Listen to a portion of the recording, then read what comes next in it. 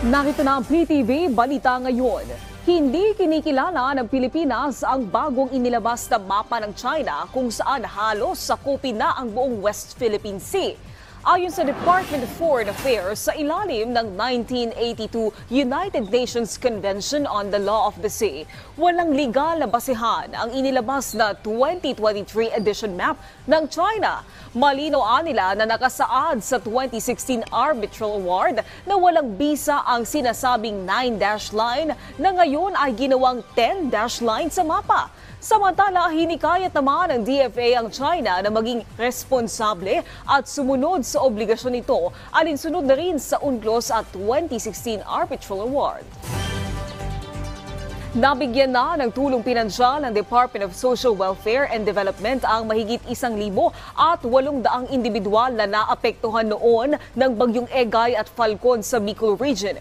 Kabilang sa mga benepisyaryo ang mga mahihirap na pamilya na mababa lang ang buwanang kita. Nabigyan din ng financial assistance ang mga residente sa Masbate at Camarines Sur. Nasa 10,000 piso pababa ang ibinigay na tulong ng ahensya sa bawat individual.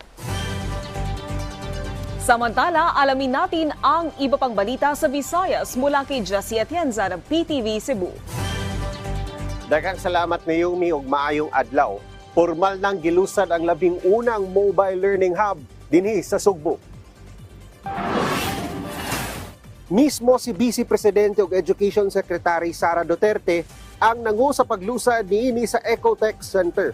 Usa kini ka proyekto nga gipangunahan sa Visayas Command sa Armed Forces of the Philippines, kaabag ang DICT, DOST, TESDA ug Department of Education tumong sa mobile learning hub na makatabang sa mga tinun-an nga anaa sa mga layong dapit nga kuwang sa kahimanan ug dekalidad nga edukasyon. Mihatag ang Department of Information, Communications and Technology og 20 ka mga computers ug laptop. Posibleng mapun-an pa ang mobile learning hub aron mas daghan ang mga dapit ug mga tinun-an sa tibuok nasod ang makapahimos ani nga proyekto.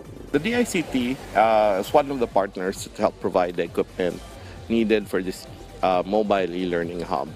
And because we want to be part, DICT wants to be part of this collaboration to bring these technologies to the various parts of the country, especially in areas that may not be served or are underserved. And one of the things that we have learned during the conduct of community support programs, kailangan nga ng mga kabataan natin ng additional support in terms of ICT and itong ICT education. Kaya we came out with this kind of project, of course with the support of the other agencies tsaka mga civilian organizations.